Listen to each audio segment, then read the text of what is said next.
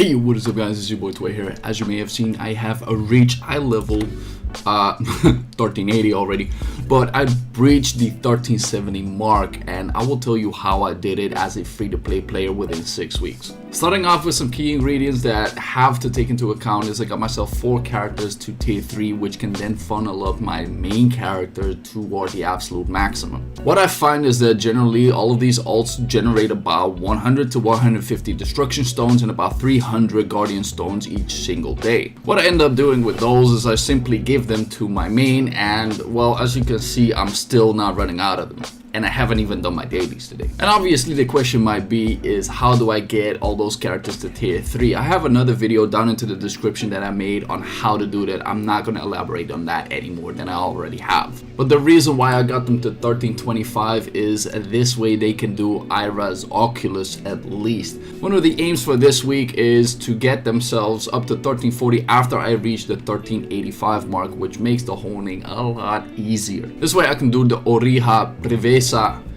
with all of my alts as well, generating a lot of gold in the process. But that doesn't necessarily cover all of the expenses and the stones that is required to get yourself to 1370. Once you go to your guild vendor, you will find that in the honing materials there are a few tabs over here that you can exploit to get yourself further ahead. And one thing that I would recommend, even if you were hitting 1370, is buy yourself these honor pouches, because you can never have enough of these for sure. And the obvious thing that I ended up doing is get destruction crystals and get myself the guardian crystals. But most of all, and this is where I found myself having the most problems with in upgrading myself to 1370, and that is the honor leap stones.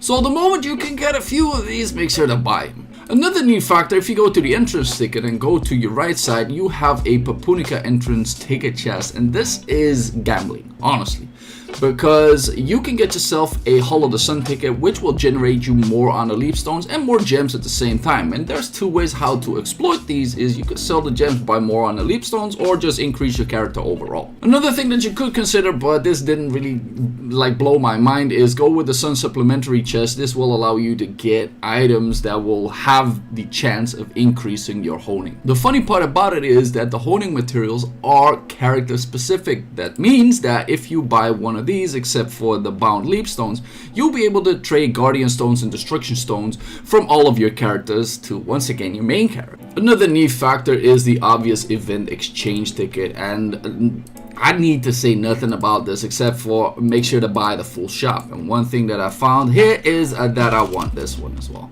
because what I find now after reaching 1370 is that these shards are going through the drain, especially if you fail a few upgrades. So do make sure to buy those already. But then what's coming up as some more obvious stuff is when you go to your weekly, you will find 2 things that I do as well. Since you are doing a boss rush at least once a week, I make sure to complete that. And since I like PvP as well, there's a lot of leap stones hidden behind these as well. So it just takes you about 10 fights, and I do this on all of my alts because generally speaking there's a lot of gold involved within these. And then the daily quest, obviously what you need to be looking for, and you can take whatever you want. And I ended up with the Kinsera Memorial Service because it gives me 4 honor leap stones. I didn't want to do Alakir all that much, but if you really want to spend something, the Prisoner's Emancipation will give you 5, and the quest on Hypnotize, playing by the pirate rules, will give you 5 as well. Now, to speed up the process, you will get yourself Una daily tasks, and I would only suggest you using that on your main character, because this will allow you to get at least 4, maybe even 5 honor leap stones in the process every single day. And another thing not to forget is when you set sail and find yourself that you can trade your sun coins into pyro coins, and sun coins are currently achieved within the event. You can get about 6,000 every single week, which is a definite great exchange. I'm not gonna do it straight away because technically I don't need any of them now, but if you can get about 100,000 pyro coins, and then finding yourself that this shop will sell you a ridiculous amount of honor shards, some guardian stones and destruction stones, you will find yourself having a ridiculous amount of items that the only thing that you're really lacking is honor leap stones. Note that this is always character specific. You will be able to trade these. You will also even be able to sell these as well. So if you have an abundance of these stones, sell them and buy honor leap stones. That is a method that you can also incorporate. But if you're lacking these stones, you log into your other characters and you simply buy out the full shop, send them all once again to your main, yada yada. You guys know the drill. But the interesting part will be the Mari shop as well. If you get yourself a nice amount of gold, especially if you have this many alts, you are looking for great honor leap stones, because in the process you will need more of these. And the last obvious thing, at least to me, was buy all of the honor leap stones that I find in here. Like I said, you'll need a lot of them. But by this point you might be saying, well, I've done all this and this still doesn't get me to 1370. Okay. There's one thing that a lot of people don't want to do, but it will generate you, one, a lot of gold, and two, a lot of materials. And that would be farming the Chaos Gate. And I took 1 day, 1 week, I took 10 hours, and I just farmed the level 1. I found that this is the easier one to do. You can do it as brain dead as possible.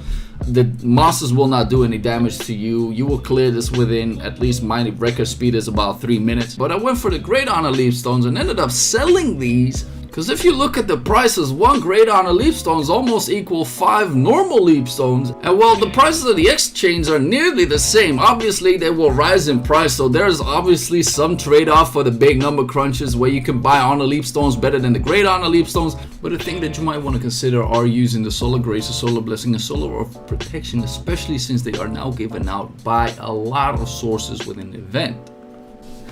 And there are a few approaches to use this, and the Artisan's energy itself will get up to 100%. Once it reaches 100%, you will only have to tap once, guaranteed it will go up to the next level. So what you can do, if you have a gazillion of these and a ridiculous amount of gold, you can up the Artisan's energy by every single pop that you do. And since the event is giving out a lot of them, what you can simply do is just pop this at least once and see that it could or could not work.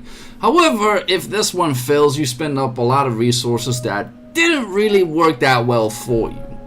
Even though you got yourself the Artisan's energy, it still doesn't go up to 100%, and the 30% is still a likelihood for it to fail. So what you can do, especially if you're going a non-luck route, is go all the way up to near pity and then fill the Solar Grace, the Solar Blessings, and Solar of Protections to make this to 100%. This is what I did. If this is the optimal strategy, I'm not quite sure, but yeah, this is something that you can definitely do.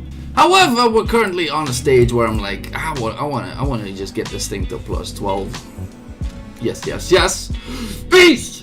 Last but definitely not least is where to acquire your gold. And obviously there's a lot of approaches to it, and I can only show you what I did. Starting off with my excavation, I got this thing up to level 46, and all the gold that I currently had, I just spent onto getting myself some crystals, buying myself a ridiculous amount of minor life energy potions in the process. And then I translated all of that into mass tropical ruins. And this gave me several things, one among which are a lot of Solar Graces and all of the other upgrading hoarding materials. But the other thing that it got me, within the process I found myself 3 master crafting kits and 3 expert crafting kits, which obviously gave me a lot of gold, because when I started this one, it gave me 20k gold in the process. They downed in price quite significantly because I think everybody is doing this. So will it be as profitable to you guys as it would have done to me? I do not think so, but it's still a very great thing to do.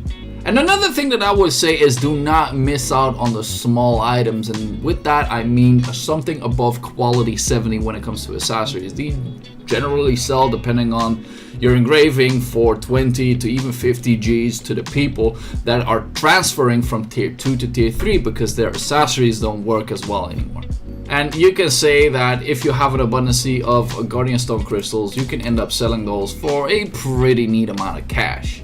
This way you can solve the problem of not having enough gold, not having enough leap stones, and you'll be able to buy those. So to summarize everything up, buy all of your vendors. Make sure to do your PvP weeklies. Make sure to buy out the PvP vendor as well. If you still have a lot of time left, make sure to farm your Chaos Dungeons to a ridiculous degree. Like if you really want this, farming Chaos Dungeons is about one of the best options that you can do. And for a last thing, please don't get discouraged by any of your failures. I've seen 3 pity from 14 to 15. I obviously one-tapped a few things, and although they feel really good, it doesn't feel as bad as seeing everything go up to pity straight away. The frustration is really big. What I said to myself is, please, just if only I get 1 upgrade a day with all of the resources that I spend, it will be good. But I ended up being on an average of 2 upgrades a day.